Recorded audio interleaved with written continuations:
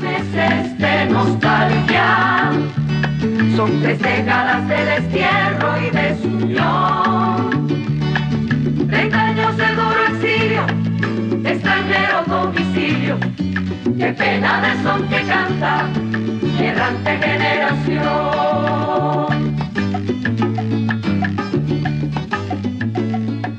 Armados más de esperanza. Muy buenas tardes, estimados televidentes, y bienvenidos a un nuevo espacio de Cuba y su historia. Hoy vamos a continuar con esos programas que hacemos una vez al mes, cada mes y pico, que es sobre personalidades de la comunidad cubana. Digo comunidad cubana exiliada porque desgraciadamente por el régimen de los hermanos Castro, pues estas personalidades están en el exilio, pero son personalidades que pertenecen a Cuba donde quiera que ellos estén. Y estas personalidades pues pueden ser un político, un empresario, un hombre de los medios de comunicación, un poeta, un escritor, un ensayista. Y hoy, bueno, pues tenemos al poeta, al abogado, al ensayista y cubano comprometido con la libertad, doctor Ángel Cuadra. Bienvenido, Ángel, es un tremendo placer continuar esta serie de programas contigo y que hayas aceptado estar aquí con nosotros. Bueno, para mí es un honor y te agradezco a ti y a este programa poder estar aquí este día para hablar de las cosas que... Esto es un deber, destacar Claro. quiénes son las personas más representativas de nuestra comunidad cubana en el exterior, del exilio cubano.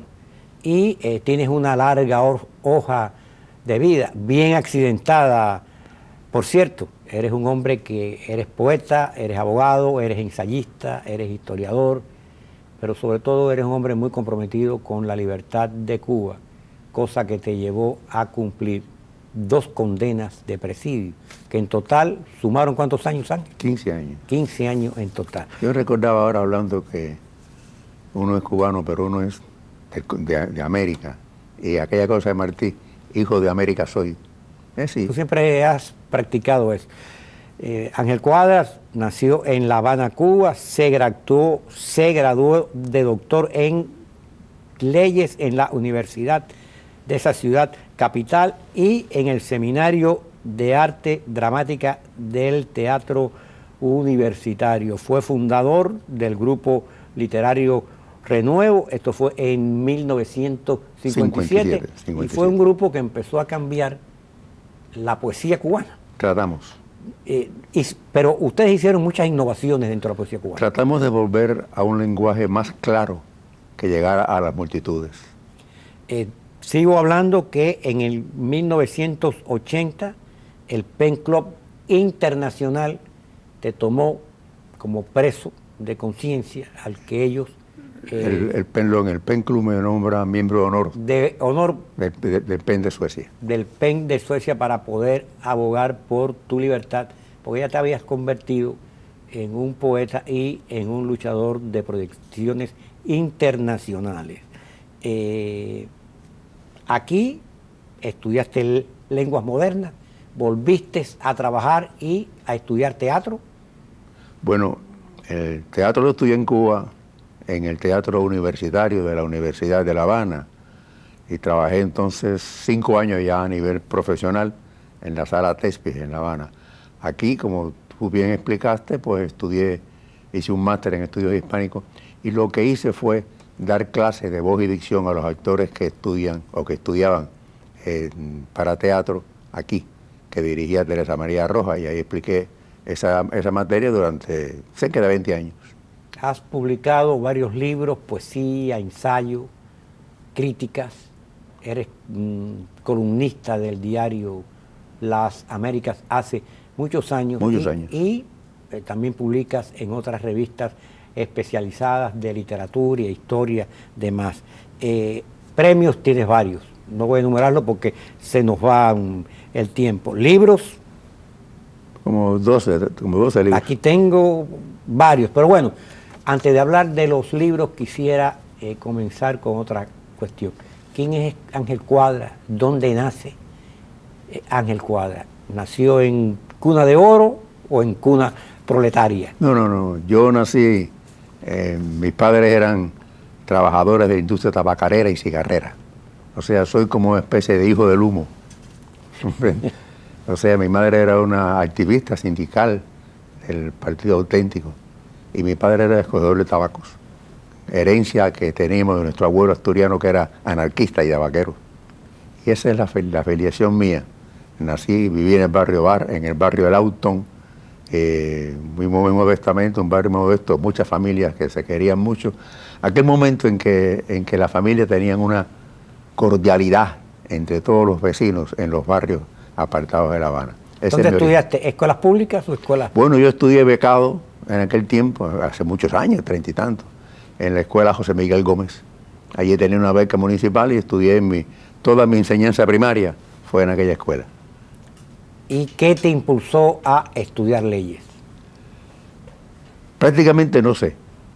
Sencillamente yo tenía que decidir por una carrera de letras. Como no era muy malo para las ciencias, pues entonces tenía que escoger o filosofía y letras o derecho, y escogí las dos. Me matriculé las dos, me gradué en derecho y en filosofía me quedé en segundo año. También matriculaste artes, porque fuiste actor teatral. Sí, me matriculé también, como te dije anteriormente, en el teatro universitario. Allí nos graduamos y ya yo tenía relaciones teatrales, había fundado un grupo de teatro aficionado del grupo Germinal, y ya una vez que nos graduamos en la Universidad de La Habana, estamos hablando de años 60, más o menos creamos una sala, la sala Tespis, a nivel profesional, que estaba precisamente en la esquina de L y 23. O sea, un lugar bien céntrico. Muy céntrico. Y la poesía, ¿cómo tú llegas a la poesía? Yo creo que mejor es decir que ella fue la que llegó a mí. Me sorprendió en la niñez y desde niño empecé a hacer poemas. Mi padre me recitaba algunos poemas de los que él se sabía y se creó en uno una vocación que me persiguió, creo que para toda la vida. Hay otra cuestión en ti, yo diría que una característica tuya que no es muy común entre hombres de esa gran sensibilidad artística que tienes tú, porque fuiste un poeta precoz. Me decías fuera de cámara que tú recuerdas que a los 6 años escribiste el primer poema. ¿Te gustaba el teatro? ¿Te gustaban las leyes? La filosofía? Sin embargo, desde muy joven, a raíz del golpe de Estado del 10 de marzo, te comprometiste con la lucha por la libertad que se extiende hasta el día de hoy. Un hombre de esas características, de esa sensibilidad, no es muy común verlo en una lucha activa. ¿Qué te impulsó y cómo compaginaste tus inclinaciones humanitarias, humanistas, artísticas, con una lucha que tanto contra el régimen de Batista y luego posteriormente contra el de los hermanos Castro fue muy dura? Hay que entender en este caso, diríamos, esa especie de espíritu colectivo que existía en mi generación. Mi generación, que fue nominada como la generación del centenario, porque estábamos en plenitud de juventud cuando se cumplía el centenario martiano en el 53. Y el espíritu que había en la Universidad de La Habana, ya quizás venía de la lucha contra Machado, era que los estudiantes participaban y se preocupaban también de los problemas públicos. Bueno, era así porque sucedió cuando Claro, era Machado. Esa tradición vino a uno, por eso es que cuando se produce el golpe de Estado de marzo del 52, los primeros que salen a protestar son los estudiantes de la Universidad de La Habana. O sea, los que comienzan a aquella lucha, aquella protesta, fueron los estudiantes, no fueron otros grupos. O sea, los estudiantes que salíamos en manifestaciones a la calle, que pusimos al pie de la escalinata universitaria, bajo la estatua del alma mater, una constitución del 40, y yo estaba animando a la gente. Yo era un muchacho de 18 años, estaba recién llegado a la universidad, a que firmaran aquella constitución y no los estatutos constitucionales que había establecido el gobierno impuesto por Batista. O sea, que ese espíritu lo penetró a uno, si uno se sentía motivado. Inclusive yo recordaba hablando contigo que cuando se ve el 10 de marzo, que yo voy a la universidad, que estaba a la efervescencia de los estudiantes allá. El mismo 10 de marzo sí, de 1953. Yo me acuerdo que yo le dije a ti, chicos, vino a mi mente una idea, ahora nos toca a nosotros.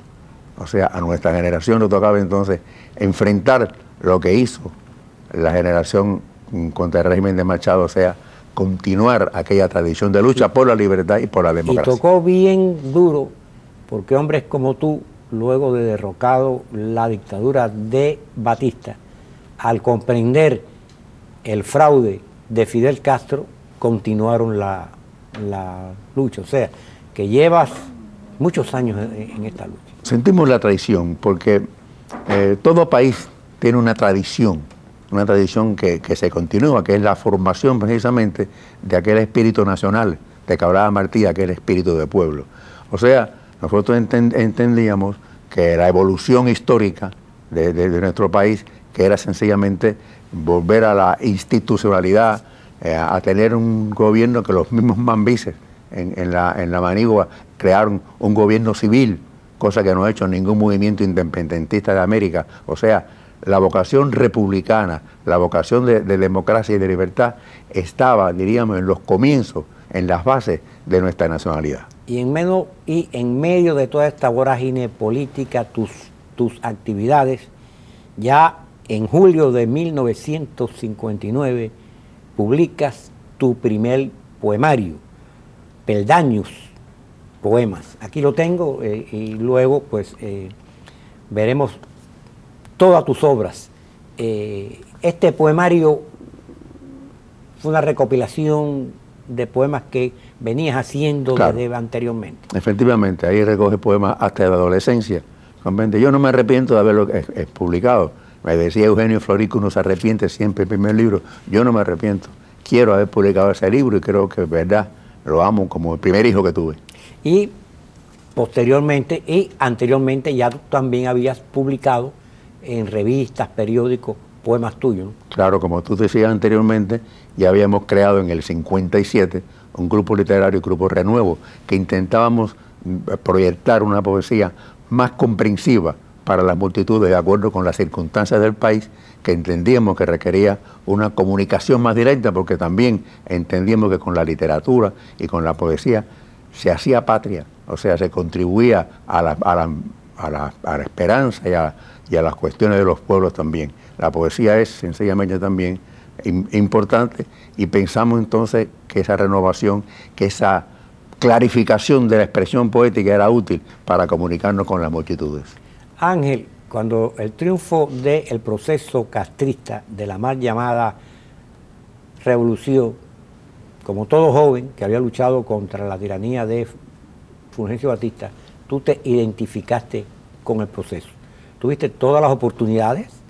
Como abogado llegaste a trabajar, pero tan pronto te diste cuenta, pues ya empezaste con actividades conspirativas para deponer el régimen.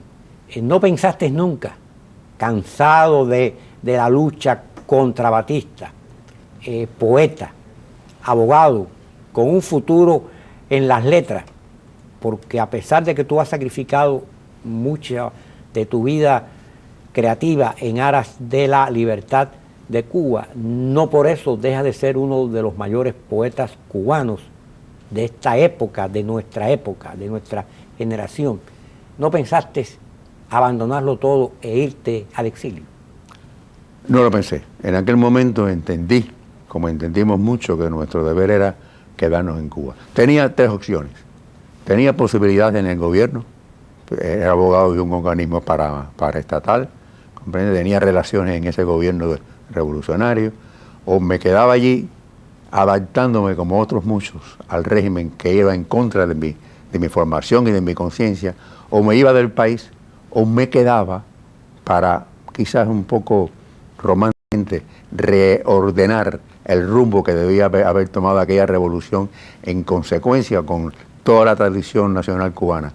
Entendimos que era hacerlo así, por eso hicimos un movimiento que se llamó Unidad Nacional Revolucionaria, que lo que intentaba era, partiendo de los principios que movieron a la acción contra el gobierno de Batista, a retomar el rumbo de la revolución que no era la que han hecho ahora esta gente, ni remotamente era marxista, ni remotamente era aquella revolución que era el restablecer la institucionalidad perdida del 10 de marzo. ¿En qué año fuiste a las prisiones castristas? Bueno, en el 57, justamente el día 6 de abril. 67. El 57. No, Perdón. a las prisiones castristas. No, fui a prisiones castristas precisamente en abril del 67. Abril del 67. Sí, ahí entré ya en mi condena de los 15 años y entré en la prisión de la Cabaña una noche inolvidable de aquel año y de aquel mes. Fuiste un preso plantado. Ajá. Y eso, a pesar del rigor de la prisión, no te inhibió para hacer poesía en presidio. No me inhibió, al contrario. Allí en la soledad de la prisión, aunque esté acompañado de muchos compañeros que quiere uno como una familia, pero hay una soledad en cuanto a uno frente al mundo. Está apagado, está silenciado entre las rejas. Y allí mismo la vocación poética encuentra una justificación de canalización de aquella angustia, ¿a través de qué? De la creación de la belleza. Títulos de poemarios que surgieron en presidio. Bueno, 3 fundamentalmente. Bueno, fue la recopilación de Tiempo del Hombre, que ya traía poemas de afuera, Improntus, que lo hice completamente en la prisión, Poemas en correspondencia, que trascendió mucho, fue traducido a varios idiomas, y otras cosas como, por ejemplo, El Requiem Violento por Jan Palach, que era una identificación con aquellos estudiantes que lucharon en la Unión Soviética, en República Checoslovaca, contra la invasión soviética. Había una identificación, nosotros sufrimos en Cuba lo que ellos sufrieron anteriormente. Y por cierto, algo que yo no destaqué, en medio de todas esas actividades tuyas universitarias, estudiante, opositor, poeta, actor de teatro, fuiste atleta. Sí, era una de mis vocaciones. Eras corredor, ¿no? Yo era sprinter, o sea, corredor de 100 y 200 metros. Bastante bueno era. Inclusive tomé parte en el relevo de 4% que pusimos récord nacional en un evento. Y llegaste a viajar afuera también, ¿no? Sí, tuve 2 viajes. Uno vine aquí a competir en el Pan American Relay en Miami, hace muchos años atrás. Y también fui a competir en un evento internacional en Jamaica. Otra aventura hermosa que uno tiene. Ese gran corredor cubano Fortuno. Yo era nuestro gran amigo, nuestro ídolo. Rafael Fortuno era una maravilla. Campeón 3 veces de los Juegos Centroamericanos, primer campeón de los Panamericanos. Era muy amigo mío, aquel hombre. Y por cierto, cuando en pantalla pues salga algunas fotos de tu actuación teatral para identificarte, bueno, ahí vamos a decir, ahí estás arrodillado por allá, un joven fuerte, robusto, a la mano izquierda. ¿Qué obra es esa, Ángel, la que estamos viendo en Nosotros pantalla? presentamos un ciclo de teatro cubano. Mira, y ahí estás, muy joven y fuerte, corredor, Ahí, con una daga alzada. esta es una obra de Gertrudis Gómez Avellaneda, Baltasar. que la pusimos nosotros, eso era en el año 57, en el Club de Profesionales de Cuba y después en el Palacio de Bellas Artes. Ahí está entre 2 actores, el joven, ahí el más joven.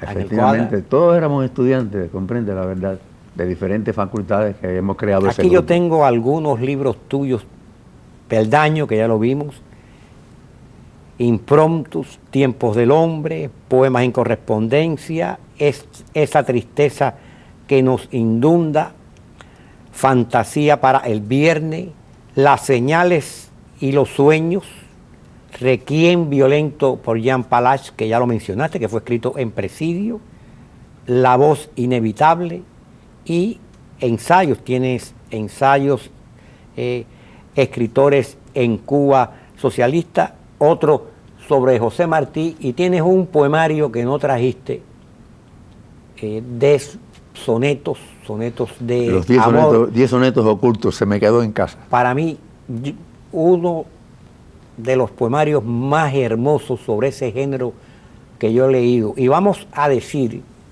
porque es orgullo nuestro, que sin conocerte, ese gran poeta ya fallecido, Álvaro Mutis, colombiano él, vivía en México, Sin conocerte, leyó 10 sonetos ocultos y dijo, Ángel Cuadra es uno de los mejores poetas, sonetistas que tenemos en Hispanoamérica y en habla española. Eso es una pequeña joya, 10 sonetos ocultos. Efectivamente lo hice. No podía ser más extenso. No podía ser más extenso, porque traté de hacerlo con precisamente la organización clásica que tiene ese tipo de poema. Porque, mira, la poesía sirve muchas veces. Como Martí decía, que es tan útil a los pueblos como la industria misma, porque si ésta le da la forma de vivir, la poesía le da el ímpetu y el ancho de la vida. Yo creo que sí, que realmente sí, que la poesía escrita o la poesía que se hace, no solamente escrita, sino hay actitudes poéticas en la vida, es muy importante porque es un avance del espíritu humano. Y hay una anécdota que quiero resaltar porque ilustra tu compromiso con la creación y con la libertad. Tú cumpliste 2 condenas. Bueno, es una Es una condena, pero bueno, fuiste expuesto en libertad. Sin embargo, del exilio te pedían un poemario para editarlo. Pero si tú sacabas ese poemario y se editaba en el exilio, tú sabías que volvías a presidio. ¿Fue así? Es cierto. ¿Qué poemario fue ese? Pedí que pusieran improntos, pero que se habían mezclado poemas políticos con otros poemas. Y yo dije, bueno, la obra de un poeta vale más que su vida. Dije en aquel momento, no es que lo repitiera. Y volviste a presidio. Y volví a presidio. Estuve nada más que en la calle en 70, 80 días. O sea, dice, presidio, pero no me va a callar nadie. Y entonces, bueno, pasé los 5 últimos años de toda la condena mía, que cumplí mi último día en la cárcel retirada de Boniato en Oriente. Después no podía salir de Cuba. Durante 3 años el régimen me impidió salir. Ya uno tenía, en esto no hay vanidad ninguna, ya uno tenía cierto nombre, estaba respaldado por Amnistía Internacional, que me había designado el preso político importante en el mes de marzo del 81. ¿Comprende? Entonces ya tenía cierta conexión. Ya habían traducido mis obras en Alemania, en Suecia, también en Estados Unidos. Y entonces, pues, el gobierno no me dejaba salir. Salí por una gestión que hizo el PEN Club de Suecia, que el gobierno sueco, que le pidió mi salida de Cuba al gobierno de Cuba. Pero yo estuve 3 años en la calle, después de cumplir mi condena, que no me dejaban salir de Cuba. Y al salir de Cuba, ¿qué fue y qué ha sido el exilio para ti? Mira, la experiencia de salir de Cuba y llegar de pronto a un país como Alemania, con toda aquella cultura que tiene aquel país, con toda la belleza que tiene, con todo el ejemplo histórico que es, y haber sido acogido precisamente por los miembros del Comité de Amnistía, el grupo de Alemania, que estuve más de 2 meses allá, fue una experiencia única.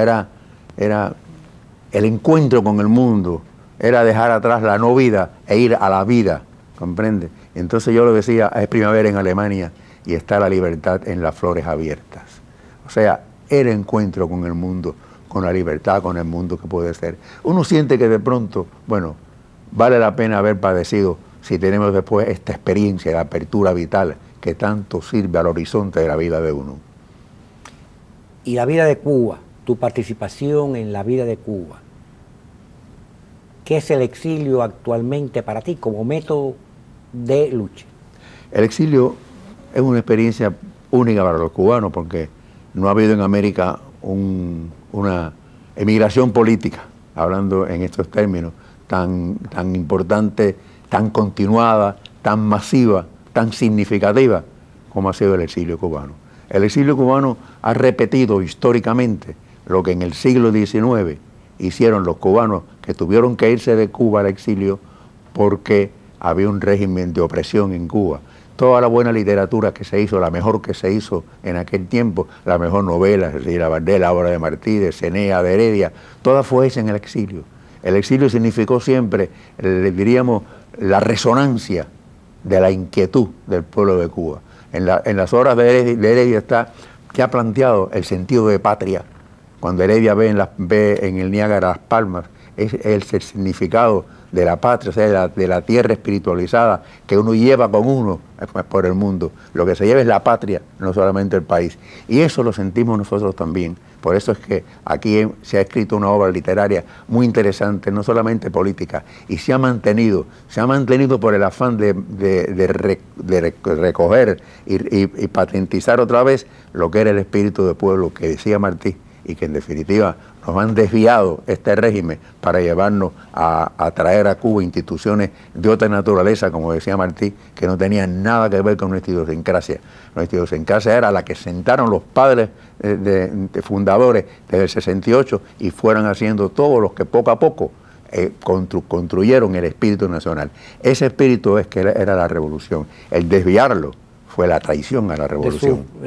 De tus palabras se desprende que a pesar de todos los avatares que hemos sufrido como nación, como pueblo, y tú como persona, parte de esa gran nación, eres optimista. Tengo que ser optimista porque yo pienso que... Con el futuro, digo yo, con el futuro de Cuba, eres optimista. En toda batalla no hay más que dos caminos, como el deporte, o se gana o se pierde. Y en toda batalla tiene también dos aspectos. La confrontación de guerra o fuerte y también la confrontación ideológica. Sí, efectivamente, hicimos muchos esfuerzos, miles de cubanos fusilados que lucharon en las lomas, en los llanos de Cuba. Se perdió la batalla bélica, pero se ganó la batalla ideológica. Nos opusimos a ese régimen porque dijimos que era malo y que era una desnaturalización de nuestra nacionalidad. Y la historia ha demostrado que el régimen era malo y que en definitiva triunfamos nosotros en el aspecto ideológico. Teníamos razón. 2 minutos que nos queda de programa, de este programa que contigo pudiese ser de 2 horas, pero el tiempo es implacable. Planes creativos y planes para la libertad de Cuba. Brevemente. Mira, primero hay que darse en cuenta que la lucha ha evolucionado dentro de Cuba. Otros cubanos con otros métodos bien legítimos están también luchando. Y creo que la obligación nuestra es ayudar a aquellos que por cualquier otro camino honesto están buscando la libertad y la democracia para Cuba. El exilio ha sido siempre resonancia de los que luchan en Cuba. Hay que ayudarlos para que en definitiva algún día se plasme en nuestro país el sueño de nuestros fundadores que viene andando desde el escrito de ¿Y tu poesía, Ángel? ¿Qué estás haciendo en poesía? Poesía tengo que seguir haciéndola, comprende, a pesar de todas las cosas que hago con el presidio político, con el PEN Club que presido, comprende, pero sigo escribiéndola, o sea, ni me abandona ella ni la abandono yo, o sea, seguimos juntos, como decía Martí, o nos condenan juntos o nos salvamos los dos. Mi querido Ángel Cuadra, se nos acaba el tiempo. Muchas gracias por haber participado hoy con nosotros en este programa especial de Cuba y su historia. Y ustedes, queridos televidentes, sin más, hasta la próxima vez. 60 meses de nostalgia, son 3 décadas de destierro y desunión. 30 años de duro exilio, extranjero domicilio, qué pena de son que canta mi errante generación.